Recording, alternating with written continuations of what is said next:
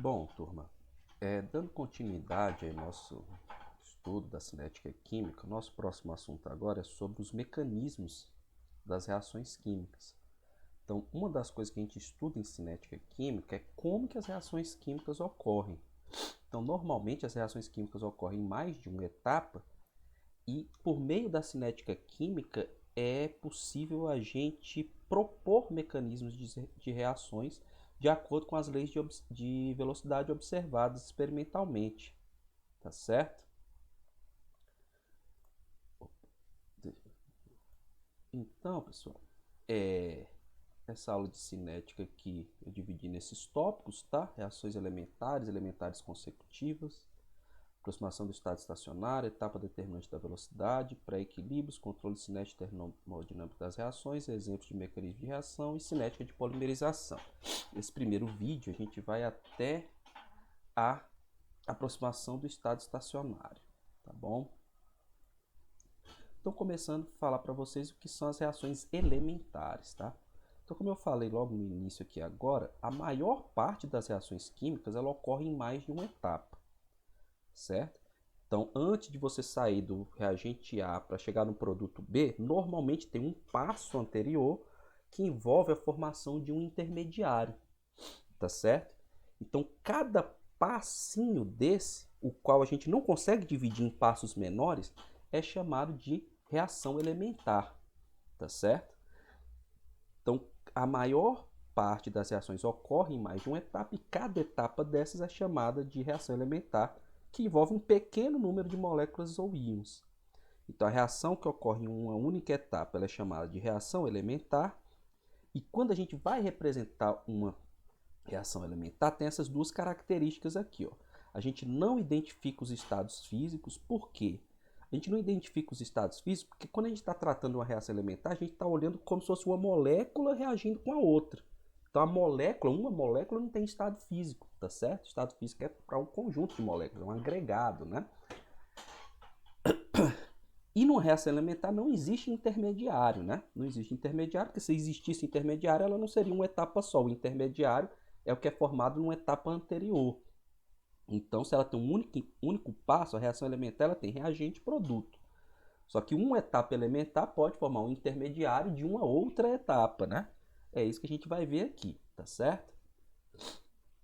Então, tá aqui um exemplo de uma reação elementar, a reação do hidrogênio atômico com bromo molecular. Então, essa reação aqui é elementar por quê? Porque você tem um átomo de hidrogênio, se choca com uma molécula de bromo, então por isso que não tem estado físico, é uma reação elementar, tá? Um átomo de hidrogênio se choca com a molécula de bromo. Aí o que vai acontecer depois desse choque? A ligação. Você tem aqui como se eu tivesse aqui ó, o átomo de hidrogênio e aqui a molécula de bromo. Aí o que vai acontecer quando eles se chocam, quando ocorre a colisão? Vai formando uma ligação entre o H e o Br, tá certo? E aí o átomo de bromo vai embora. Essa ligação aqui, ó, ela se rompe e se forma uma nova ligação. Então essa reação ocorre numa etapa só, o choque, puf, e forma o produto HBr mais Br, tá certo? Então nas reações elementares a gente tem alguns termos aqui que a gente usa.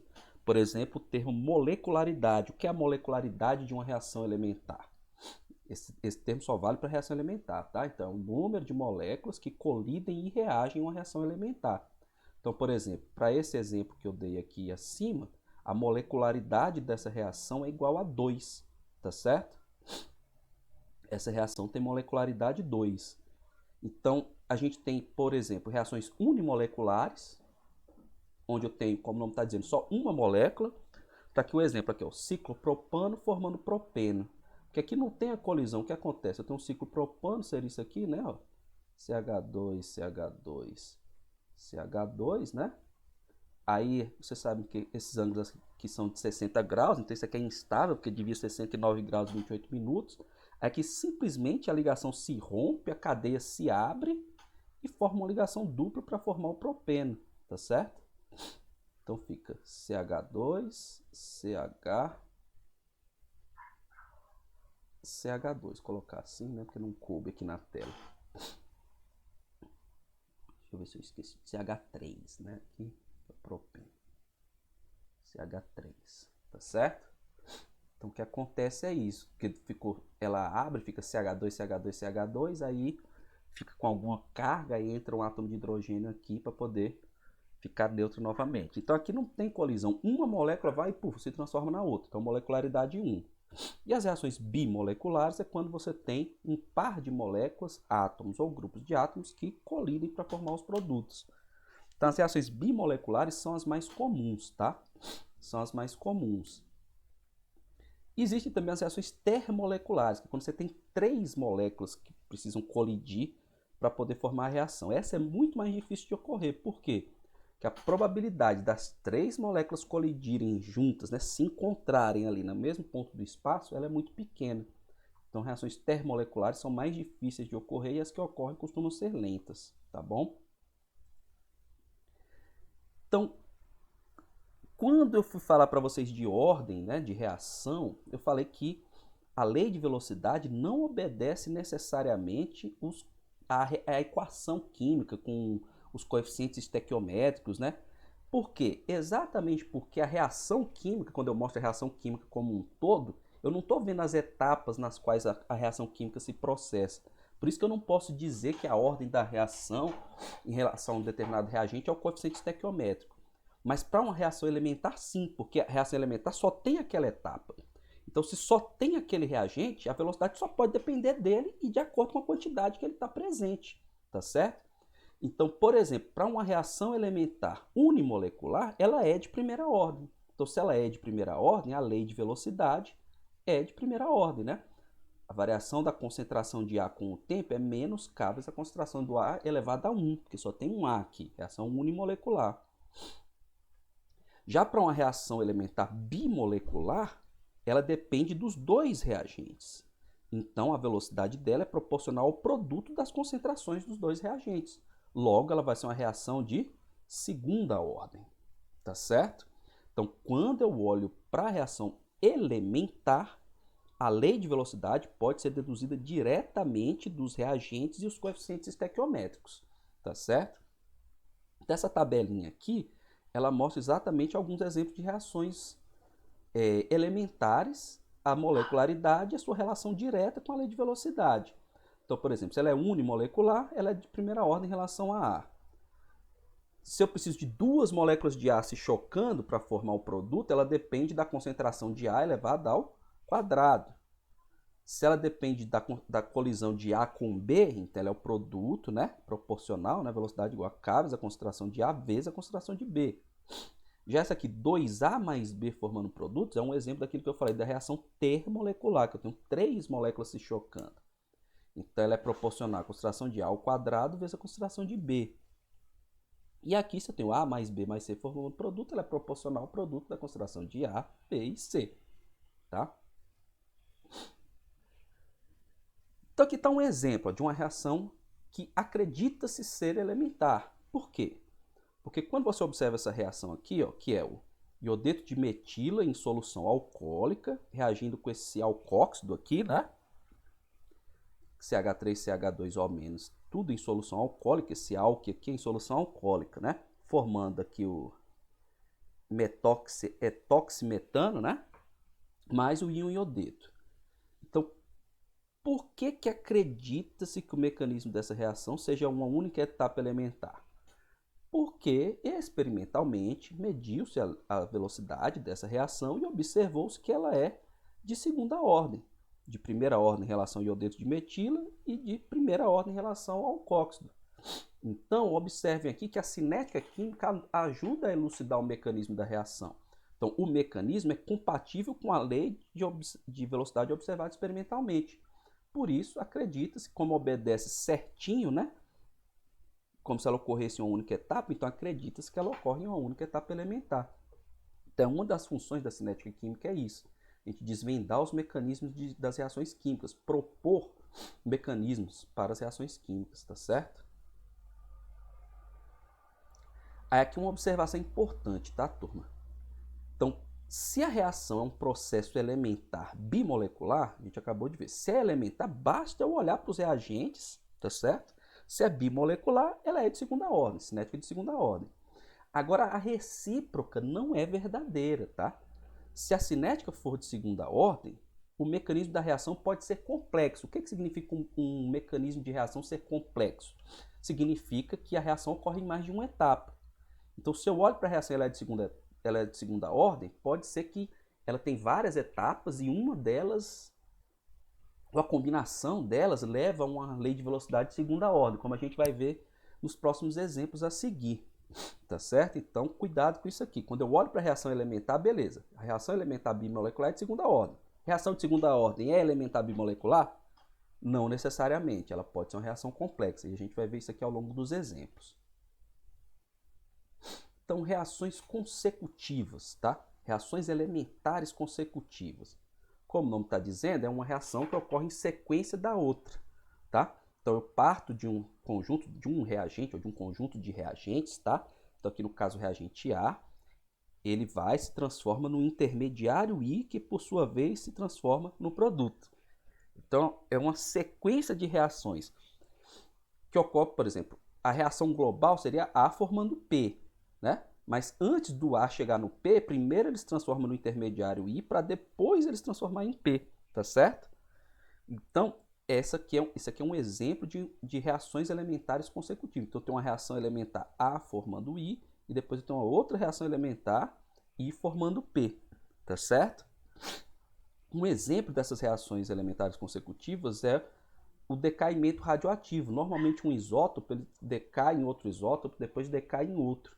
Está aqui o exemplo, por exemplo, o urânio 239, ele se decompõe, emite uma partícula beta, né, para formar o netúnio 239 também, com tempo de meia-vida de 2,39 minutos.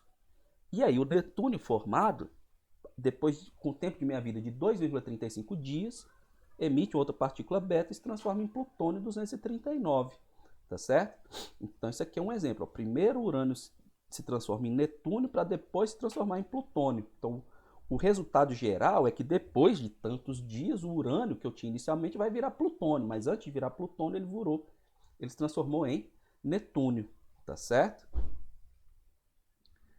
E aí como é que fica a lei de velocidade para esse conjunto de reações consecutivas, tá? Então se eu olhar aqui, considerando que essas reações são unimoleculares mesmo, né, que é uma reação unimolecular, A forma I, depois I forma P, como é o caso aqui do decaimento radioativo do urânio, eu tenho que analisar cada etapa separadamente e colocar a lei de velocidade de cada etapa separadamente, tá certo? Então, a primeira etapa é o A se transformando no intermediário, tá? Como o A se transformando no intermediário é unimolecular, a lei de velocidade é de primeira ordem. Então, a variação da concentração de A com o tempo é menos Ka vezes a concentração de A, tá certo? Já em relação ao intermediário, o que acontece? Se eu volto aqui na reação, pessoal, o intermediário, como não está dizendo, ele está no meio aqui do A e do P. Então, ao mesmo tempo que ele é formado pela decomposição do A, ele é consumido quando ele se transforma em P. Então, como que varia a concentração do intermediário com o tempo? Essa concentração do intermediário com o tempo, o que ela acontece? Ela depende do consumo de A e depende da formação do P, tá certo? Qual é a velocidade de consumo de A? É essa aqui, Ka, concentração de A. Só que aqui está negativo porque, com o passar do tempo, o A consumido significa que a concentração dele está diminuindo. Já no caso do intermediário, A consumido significa I formado. Por isso que eu troquei o sinal aqui, tá? Só que esse I, quando eu olho aqui só para essa etapa aqui, ó, I formando, vou colocar aqui a constante, formando P com a constante KB, o que vai acontecer aqui? Esse I está sendo consumido, como é de primeira ordem, é menos KB concentração de I, o consumo de I nessa etapa aqui. Então, por isso que fica aqui, ó, menos KB concentração de I. Então, para eu determinar a velocidade global, a variação da concentração de I global, né? Porque a velocidade de reação, até no inglês o termo que se usa é rate, né? Rate é taxa, é a taxa de variação da concentração com o tempo. Então, como que eu determino a taxa de variação da concentração do intermediário com o tempo? Eu tenho que levar em conta todos os processos que envolvem o intermediário, que é a decomposição de A e a decomposição do I para formar o P. Então, globalmente, é isso aqui, ó, Ka concentração de A menos Kb concentração de I. Tá certo? E a formação de P, né, depende do que? Da decomposição unimolecular de I. Por isso que variação da concentração de P com o tempo é Kb vezes I. Tá certo? Agora vamos juntar tudo para saber como é que é a variação da concentração desse intermediário, tá? Na verdade, né, eu preciso, por exemplo, se eu quiser saber como que é a velocidade de formação de P com o tempo, é Kb vezes a concentração do intermediário. Mas quem é essa concentração do intermediário? Quem é esse intermediário? No final ele não vai sumir? Então eu preciso dar um jeito de descobrir essa concentração do intermediário em função dos reagentes, que no caso aqui é só o A. Então o que eu vou fazer aqui? Ó? Por exemplo, se eu pegar a taxa de variação, né, da concentração do intermediário com o tempo, ela é Ka vezes a concentração de A menos Kb vezes a concentração de I. Tá certo? Só que a cinética da decomposição do A eu sei que é de primeira ordem, porque a reação é unimolecular. Então a gente já viu que a resolução da equação de primeira ordem, né, quando a gente resolve essa equação diferencial aqui, o resultado é esse aqui, né? Ó, concentração de A é igual a concentração inicial vezes E elevado a menos Ka vezes T. Então, se eu substituir isso aqui na equação da velocidade do intermediário, ó, fica Ka vezes a concentração de A, que é concentração inicial vezes E elevado a menos Ka vezes T, menos Kb vezes a concentração de I. Tá certo? Então, o que eu faço aqui? Eu só joguei esse menos Kb concentração de I para o lado, para ficar só I de um lado e aqui só A do outro lado. Tá certo? Essa equação diferencial aqui, ela é uma equação ela tem uma cara já conhecida na matemática, tem uma solução pronta, tá? Digamos assim, pronta, né? Porque já resolveram, né? Que é essa solução aqui, ó, tá? Então a equação anterior é uma equação diferencial que tem uma forma padrão e depois de fazermos concentração inicial de I igual a zero, que é o caso, né? Porque quando começa a reação química só tem o A, né? Então no tempo zero a concentração do intermediário é zero. Então, quando eu resolvo a equação diferencial e integro entre 0 e t, eu não vou entrar nesses detalhes aqui, porque a gente nem vai resolver esse tipo de equação ao longo desse assunto aqui. A concentração do intermediário é dada por essa equação aqui, ó, Ka sobre Kb menos Ka vezes E elevado a menos Ka vezes T, menos E elevado a menos Kb vezes T vezes a concentração inicial de A, tá certo? Então, essa é a expressão para a concentração do intermediário em função das constantes das velocidades das duas etapas e da concentração inicial de A. Se eu quiser saber como que varia a concentração de P com o tempo, eu vou usar essa relação bem aqui, pessoal. Ó, concentração de A mais a do intermediário mais a do P é igual à concentração inicial de A, tá certo? O que é isso aqui? Isso aqui é um balanço de massa, tá? Que vocês devem estar acostumados lá da química analítica, né? Como minha reação partiu do A, né? Minha reação era essa. A formou o intermediário, que formou o produto. Então, no início, no tempo igual a zero, eu só tinha a zero. Então, consequentemente, pelo balanço de massa, a massa se conserva. Ao longo do tempo, a soma das três espécies tem que ser igual à concentração inicial de A. Tá certo? Então, daqui eu tiro que a concentração de P ela é igual ao quê? Ela é a concentração inicial de A menos a concentração de I, tá certo? Menos a concentração de A também, né? Menos a de I, menos a de A, tá? Então, essa é a inicial, essa de I é essa bem aqui, né? E essa concentração de A aqui, que a gente já viu lá atrás, é essa aqui, é 0 elevado a menos Ka vezes T, tá? Então, ó, eu tenho esse termo em A0, esse termo só em função de A0 e esse em função de A0.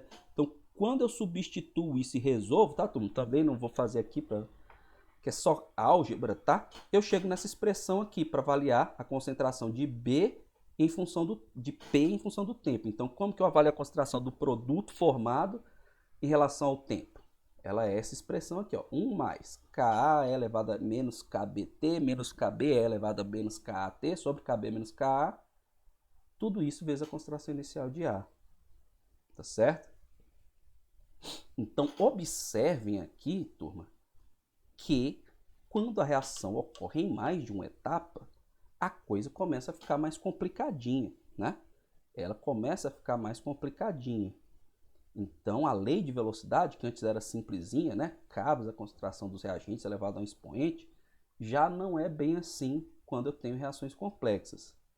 Mas existem aproximações, que a gente vai ver daqui a pouquinho, que permitem tornar todo esse processo aqui bem mais simples, tá bom? Então não se preocupem, isso aqui é só para mostrar como é a coisa crua, tá?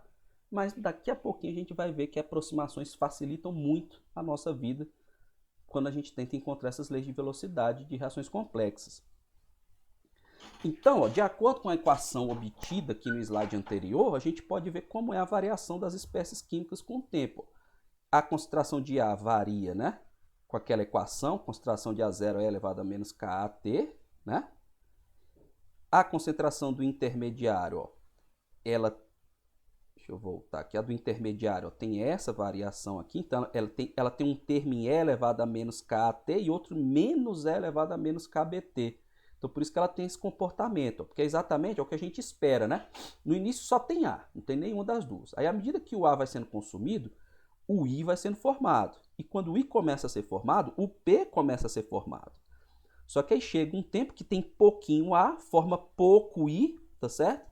Então o I atinge um pico aqui e no final ele simplesmente decresce para a formação de P. E aí essas curvas obedecem exatamente a essas equações aqui. Essa para o I, essa para o P e essa para o A. Tá certo? Então, mas aqui a gente tem essa interpretação que eu acabei de explicar para vocês. No início só tem A, com o passar do tempo vai aumentando a concentração de I, o I começa a ser consumido, vai começando a formar o P, até que fica pouquinho A, o I atinge o pico e depois ele simplesmente só se decompõe e aí aumenta a formação de P. Tudo bem? E aí, como eu falei para vocês, todo esse processo se torna bastante tedioso matematicamente, com expressões complicadas, só que existem aproximações que nos ajudam a simplificar essas equações e são boas aproximações para o que a gente está trabalhando. E a principal delas é a aproximação do estado estacionário, tá? Então, a aproximação do estado estacionário, ela diz o quê? Que após o intervalo de tempo inicial, que é o que a gente chama de período de indução, no qual a concentração de I aumenta a partir do zero, as variações das concentrações de todos os intermediários I são muito pequenas durante a maior parte do tempo de avanço da reação. Então, o que isso aqui quer dizer? O que essa aproximação do estado estacionário quer dizer? Que, por exemplo, no começo eu só tenho A, então o A se decompõe e forma o I. Só que quando forma um pouquinho de I, esse I já começa a formar o produto. Então, o que acontece em geral? À medida que o A vai sendo consumido, ele aumenta a concentração do I, só que o I é consumido e forma o P. Então, o I vai aumentando e diminuindo de uma maneira que a concentração dele praticamente não muda ao longo do tempo, porque ele vai sendo formado, consumido, formado, consumido, formado, consumido. Então, a concentração dela, do I, do intermediário, fica estável ao longo do tempo. Por isso que a gente chama estado estacionário. A concentração, ela estaciona, a concentração intermediária estaciona ao longo do tempo. Então, essa aproximação ela é boa em vários casos e simplifica demais os cálculos, como eu vou mostrar aqui para vocês. Então, ó, tá aqui o que eu acabei de falar. Tinha até o gráfico, devia ter passado logo para esse slide, né? O que significa que a concentração de I não varia ao longo do tempo? Significa que a taxa de variação da concentração do I é zero, aproximadamente zero. Então, normalmente a gente tem essa situação aqui, ó. Os reagentes, né, começam a se decompor. Aí forma um pouquinho do intermediário, tá vendo? Formou um pouquinho aqui. Aí esse intermediário começa a se decompor para formar os produtos. Então, o que acontece com a concentração do intermediário ao longo do tempo? Ó, fica constante, tá certo? Fica constante. Então, se é constante, a derivada é zero, né? A taxa de variação ao longo do tempo é zero. A concentração permanece constante.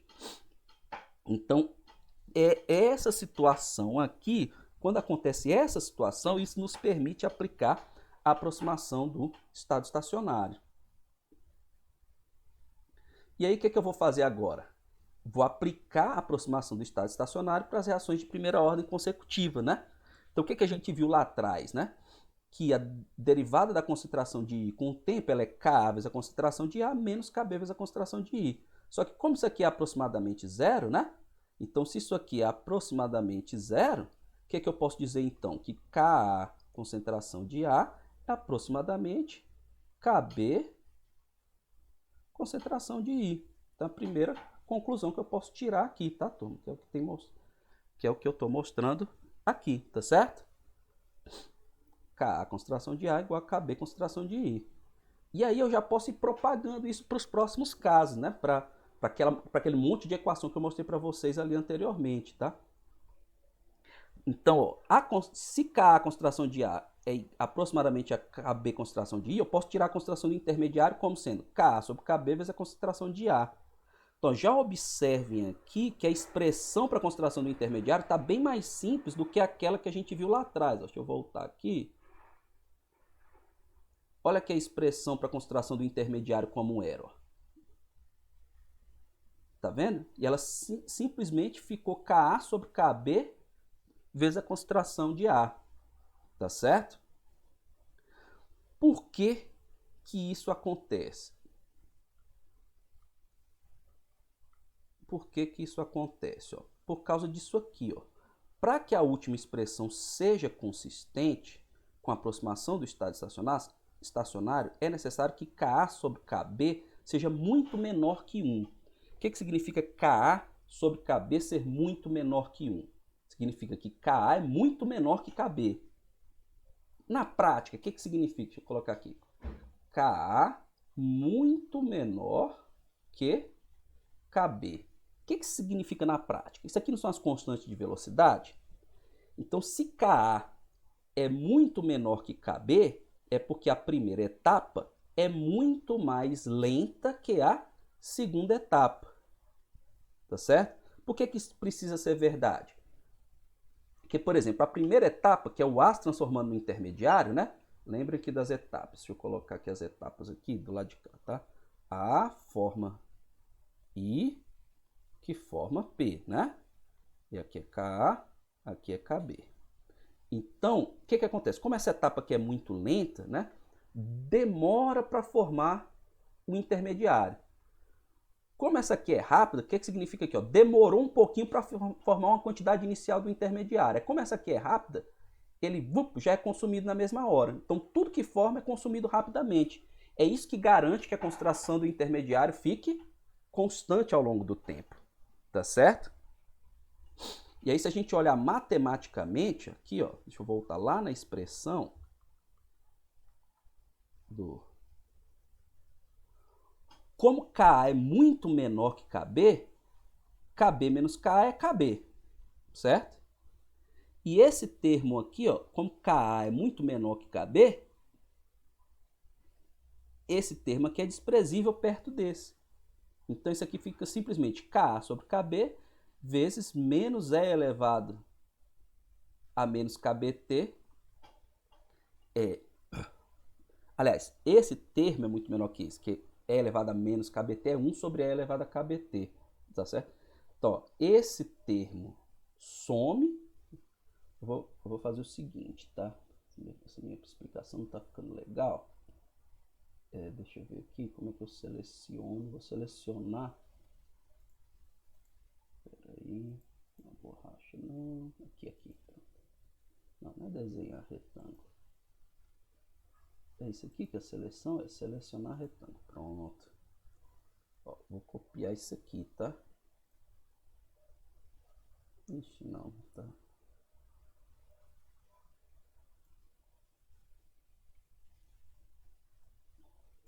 Ah, ele só seleciona o que eu desenhei, né?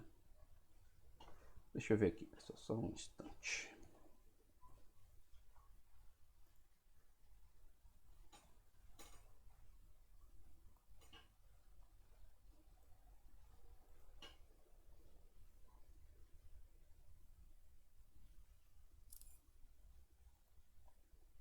Vamos ver se eu consigo colar lá onde eu quero, senão eu faço ali mesmo, tá? Onde é que eu tava? Aqui, né?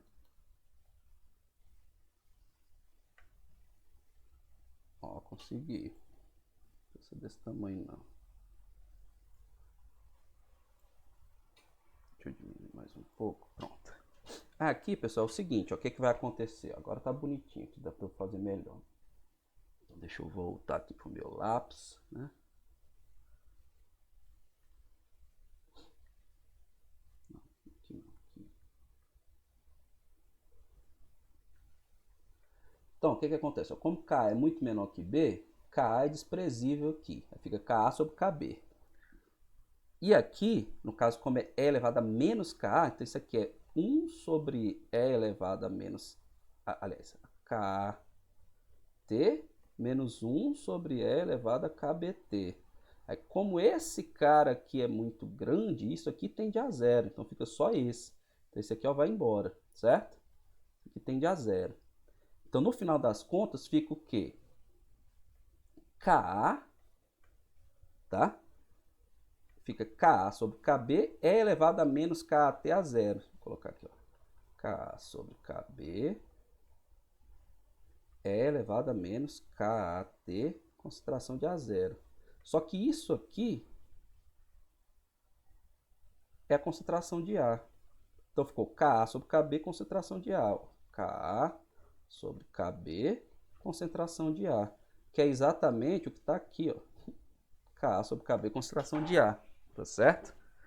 Então, a aproximação do estado estacionário faz todo sentido fisicamente e matematicamente, tá?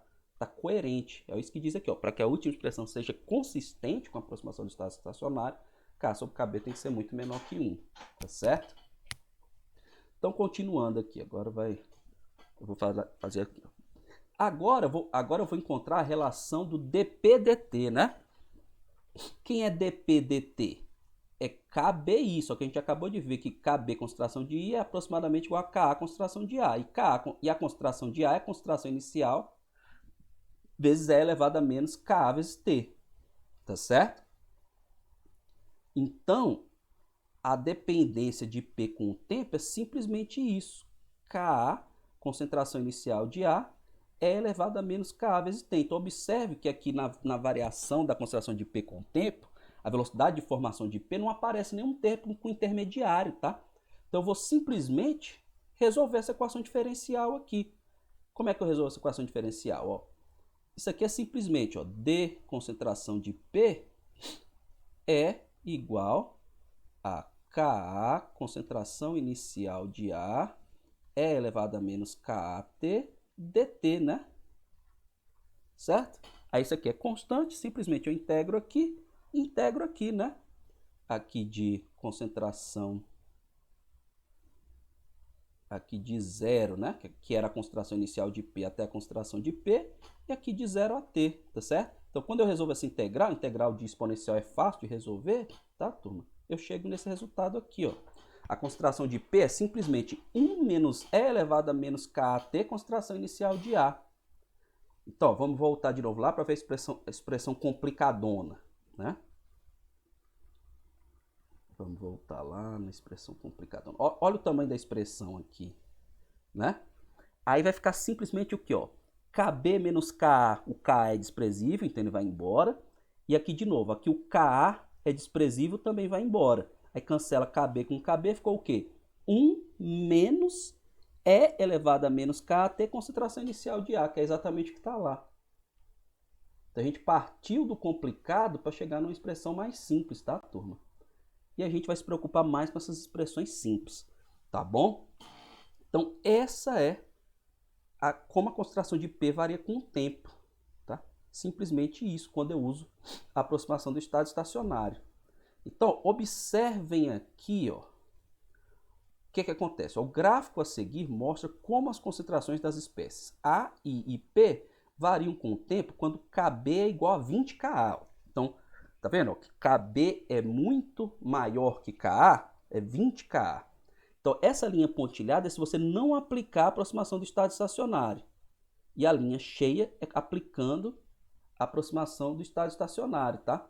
Então, observem aqui, ó, que fica muito próximo a variação, tá vendo? E normalmente é até maior essa relação aqui entre Kb e Ka. Então, ó, quando KB é 20Ka, ó, já é uma boa aproximação. Você vê que o A não tem diferença, né? O A não muda mesmo, e o P e o I, ó, mudam um pouquinho, tá certo? Ah, ó, só para efeito de comparação, aquele outro gráfico que a gente viu, ó, esse aqui é quando Ka é igual a 10KB. Aí aqui não, ó, tá vendo que aqui o I tá variando muito, né? Então aqui já não fica legal a aproximação do estado estacionário, mas quando a gente tá aqui, aí sim é uma boa aproximação, tá certo? Então aqui, pessoal, para encerrar essa primeira parte, vamos fazer um exemplo aqui de como deduzir uma lei de velocidade com base no mecanismo fornecido, tá? Então, esse exemplo aqui diz o seguinte: deduz a lei de velocidade da cinética de decomposição do ozônio segundo a reação 2 ozônio gasoso formando 3 oxigênio gasoso com base no mecanismo incompleto proposto aqui, tá? Então aqui, esse mecanismo me fala que essa reação tem 3 etapas. Na primeira etapa, o ozônio, em uma etapa unimolecular, né, se decompõe formando O2 e oxigênio. E a constante de velocidade é Ka. Em seguida, o O2 se choca com o átomo de oxigênio e forma ozônio, ele recompõe o ozônio. Só que esse ozônio ele pode se chocar com o átomo de oxigênio. Aí essa etapa aqui é bimolecular, né? Então o ozônio pode se chocar com o átomo de oxigênio e formar 2 moléculas de O2. Também uma etapa bimolecular com constante de velocidade Kb, tá certo? Então o que o problema está me perguntando? Ele quer a lei de velocidade de decomposição do ozônio. Então se eu quero a lei de velocidade de decomposição do ozônio, eu quero saber isso aqui, ó, como que a concentração do ozônio varia com o tempo, tá certo? Então, para saber como que a concentração do ozônio varia com o tempo, eu preciso analisar o quê? Em cada uma dessas etapas, qual é a velocidade ou de formação ou de decomposição do ozônio. Então, vamos escrever aqui como que varia a concentração do ozônio com o tempo, tá? Então, primeira coisa, tá? Vocês têm que fazer quando for determinar a velocidade, a lei de velocidade é essa aqui. Como que varia a concentração da substância que você está querendo saber com o tempo. Então, D da concentração do ozônio, dt, vai ser igual. Aí eu olho para a primeira etapa. Na primeira etapa, o ozônio está sendo consumido, né? Então, vou colocar aqui, ó, menos, tá certo? Menos. E essa é unimolecular com reagente ozônio. Então, isso aqui é Ka, concentração do O3. Tudo bem? Na segunda etapa, eu tenho a formação do ozônio, numa etapa bimolecular na qual os reagentes são O2 e O. Então, como ocorre a formação do ozônio nessa etapa, o ozônio está sendo regenerado, então eu coloco mais o quê? Ka', concentração do O2, concentração do O, tá certo? E finalmente, na terceira etapa, o que acontece? Eu tenho um consumo do ozônio. Então, menos. E o ozônio é consumido aqui numa reação elementar bimolecular. Então, qual é a lei de velocidade aqui? Vai ser Kb, concentração do oxigênio atômico, vezes a concentração do ozônio. Então, essa é a lei de velocidade, tá, turma? Para resolver isso, aí, por exemplo, pronto, encontrei a lei de velocidade. Não, por quê? Por que eu não encontrei a lei de velocidade? Porque, pessoal, está aparecendo esse carinha aqui, ó. Concentração do oxigênio atômico. O oxigênio atômico, ó, tá vendo que ele não faz parte dos reagentes nem dos produtos? Então, ele é um intermediário. Se ele é um intermediário, eu tenho que saber qual a expressão da concentração desse intermediário com o tempo. Porque a minha lei de velocidade não pode depender da concentração do intermediário, tá certo? Então, meu intermediário aparece aqui e aqui. Tudo bem? Então, eu preciso saber como que varia a concentração do intermediário com o tempo para eu poder ter a minha lei de velocidade dependendo apenas de quem? Reagentes e ou produtos, tá? Então, para saber Como que a concentração do intermediário varia com o tempo, o que eu vou fazer aqui? Vou fazer a mesma coisa que eu fiz para o ozônio. Onde é que aparece o O? Ah, aparece aqui também, né? Então, eu vou fazer aqui, ó. D da concentração do O com o tempo é igual ao quê? Vamos lá. Na primeira etapa está sendo formado, né, o oxigênio atômico. Então, está sendo formado o oxigênio atômico. O que eu vou fazer aqui? Vai ser positivo, né? Ka, concentração do reagente, que é o O3 da primeira etapa. Na segunda etapa, esse oxigênio atômico está sendo consumido, correto? Ele está sendo consumido. Então, se ele está sendo consumido, vai ser menos, né? Menos Ka', concentração do O2, concentração do O, certo? E na terceira etapa, ele também está sendo consumido. Então, é menos Kb, concentração do O, concentração do O3. E aqui, turma, o que eu vou fazer aqui? Não falou no enunciado, mas aqui já dá para ver pela complicação que eu preciso usar a aproximação do estado estacionário. Então, o que eu vou fazer aqui? Ó? Eu vou pegar e dizer que isso aqui é aproximadamente zero, né? Porque ele não é meu intermediário. Então, isso aqui é aproximação do estado estacionário, tá? E aí eu vou pegar e resolver isso aqui, tá? Com base nessa equação aqui, agora, pessoal, eu vou tirar a concentração do ozônio em função de oxigênio do O2 e do O3, tá? Então, continuando aqui, né? O que eu vou fazer aqui? Eu vou pegar aqui, ó. Eu vou pegar esse aqui, deixar desse lado e os menos passar para o outro, tá? Aqui na página seguinte. Então, vou continuar daqui, ó. Ka, concentração do O3, é igual ao quê? Deixa eu voltar aqui. Ka', concentração do O2, concentração do O, mais Kb, concentração do O, concentração do O3, certo? Aí vou botar a concentração do O em evidência aqui. Então, Ka, concentração do O3, é igual a Ka', concentração do O2, Ka', concentração do O2, mais Kb, concentração do O3, Kb, concentração do O3, vezes a concentração do O, tá certo? Então, a concentração do oxigênio, ela tem a seguinte expressão, ó. Ela é Ka, concentração do O3, sobre Ka', concentração do O2, mais Kb, ficou feio aqui, peraí. Kb, concentração do O3, tá certo? E agora eu vou pegar essa concentração do O e substituir bem aqui, ó, tá certo? Deixa eu dividir aqui. E vou fazer aqui agora, voltar aqui para minha expressão. D concentração do O3 dt é igual. Aí vamos lá, o que eu tinha aqui? Ka, concentração do O3, menos. Eu vou colocar outra página aqui, tá, pessoal? Tá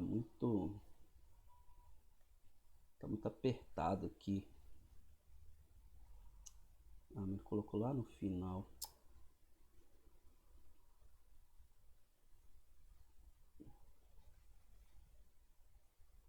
Deixa eu visualizar. Vamos mostrar a barra lateral. Pronto. Acho que ele colocou aqui. Não. Ai, não criei a página. Tô fazendo besteira aqui, tá, pessoal? Só um instante.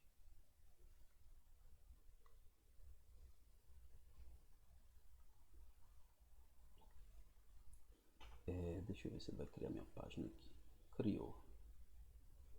Só que eu tenho que pegar o tipo.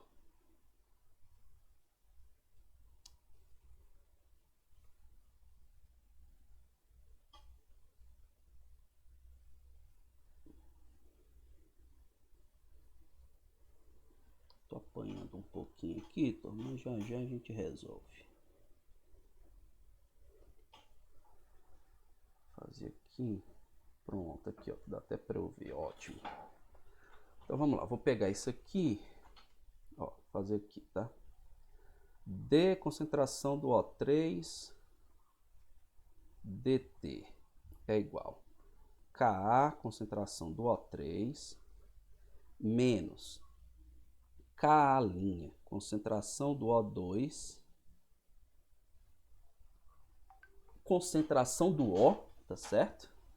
A concentração do O é quem? É isso aqui.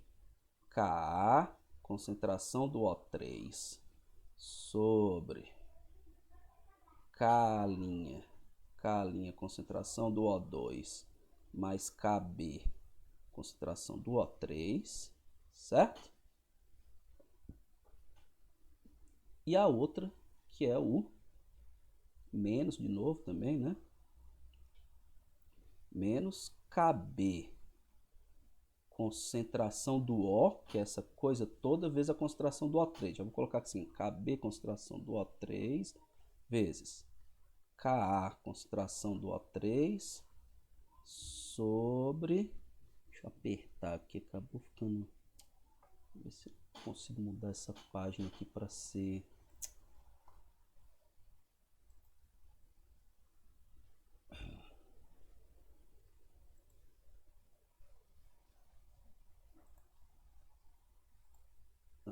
agora sim. Vou diminuir aqui meu zoom. Agora eu tenho mais, ganhei espaço aqui, tá, pessoal? Deixa eu diminuir aqui. Então vamos lá. Kb concentração do O3 e aqui vai ser quem? O meu O, que é Ka concentração do O3 sobre Ka' concentração do O2 mais Kb concentração do O3, certo? Aí, turma, o que eu vou fazer aqui? Tá parecendo meio complicadinho, né? Mas é assim mesmo. Eu vou tirar o mínimo, tá? Que aí fica mais fácil. Deixa eu colocar aqui igual. D concentração do O3 dt é igual. Aí vamos lá. Vou tirar o mínimo. Então aqui eu vou tirar o mínimo, né? Esse primeiro termo vai ficar Ka concentração do O3.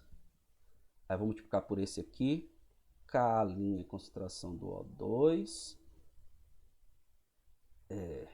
Mais Ka concentração do O3.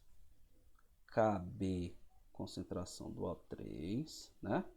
Então esse aqui ficou o primeiro termo que eu tirei o mínimo. Aí aqui é simplesmente menos Ka', Ka concentração do O2, concentração do O3, né? Eu multipliquei esse aqui. E agora esse outro termo aqui, ó, menos Kb concentração do O3 vezes concentração do O3. Ah, não, vezes Ka, né? Kb vezes Ka. Kb vezes Ka. Aí concentração do O3 vezes concentração do O3 é concentração do O3 ao quadrado.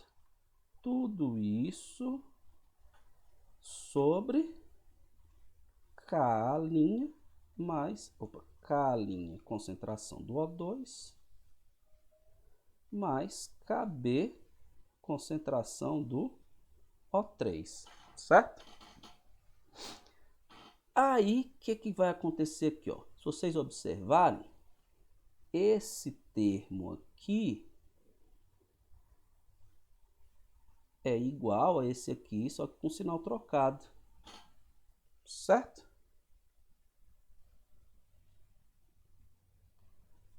E esse aqui... Peraí, deixa eu ver aqui.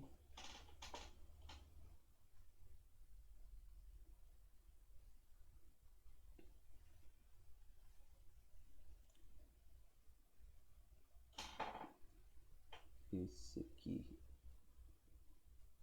Esse KKB, concentração do O3 ao quadrado, menos K, concentração do O2, concentração do O3, menos esse aqui, né? Eu troquei sinal em algum lugar aqui, tá, pessoal? Deixa eu só rapidinho olhar aqui. Ah, tá. É menos, mais e menos, tá? Eu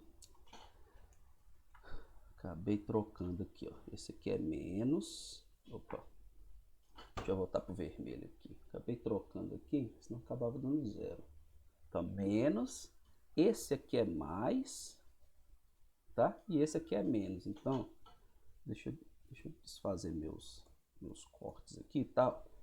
Esse aqui é menos, esse aqui é mais. O único sinal que estava certo era esse aqui, que é menos, tá? Então aqui ó, vai ficar menos, esse aqui.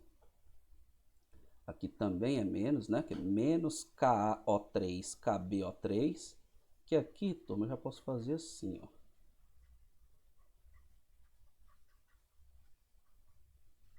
Isso aqui é menos KA, KB, concentração do O3 ao quadrado, né? O3 vezes O3 é O3 ao quadrado. Essa aqui é mais, né? Que isso aqui era mais. E essa aqui é menos mesmo, tá certo. Tá? Aí agora, o que vai cortar? Continua cortando o que eu disse que ia cortar. Ó. Menos KAO3, KO2, ó. KO2O3. Então, vou cortar esse. Cancela com esse. E aí, o que sobrou?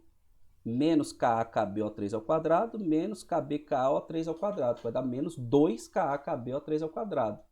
Então, no final das contas, D da concentração do O3 dt vai ser menos 2KAKB, concentração do O3 ao quadrado, tudo isso dividido por K', concentração do O2, mais KB, concentração do... Eita, esse B tá difícil. KB, concentração do O3, certo? Então, essa é a lei de velocidade da reação de decomposição do ozônio. Agora você está vendo que ela está expressa somente em relação a reagentes e produtos, tá? Então, aqui você tem um processo que é meio complicado, mas imagina, pessoal, se a gente não usasse essa aproximação, cadê? Não é nem aqui, é aqui, ó. A gente não usasse essa aproximação aqui, ó, para poder tirar a concentração do O, tá certo? Vou até apagar isso aqui. Eu fiz no outro lado. Então imagina, viu, turma, se a gente não fizesse isso, ó, como que seria, tá certo? Então a gente ainda vai ver na próxima aula, quando eu falar das reações da etapa determinante da velocidade da reação, que dá para simplificar um pouquinho mais ainda. A gente pode até voltar a esse exemplo aqui e simplificar, mas só recapitulando, o que você faz aqui, ó, quando eu peço para determinar a velocidade de uma reação, o que você faz? Você faz o seguinte, certo? Primeiro, velocidade do quê? Decomposição do ozônio. Então, é a variação da concentração do ozônio com o tempo. Monta a expressão. Procura os intermediários. Monta a expressão para o intermediário. E aplica a aproximação do estado estacionário. Para quê? Para tirar a concentração do intermediário em função dos demais. Que foi o que foi feito aqui. Feito isso, substitui essa concentração do intermediário na expressão da lei de velocidade que você quer, que foi o que a gente fez aqui, e encontra a lei de velocidade em função apenas de reagentes e produtos. Tá certo?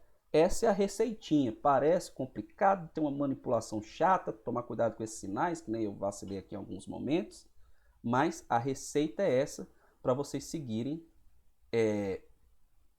esse processo de determinar a lei de velocidade de uma reação conhecendo-se as etapas elementares. Tudo bem, turma? Então é isso.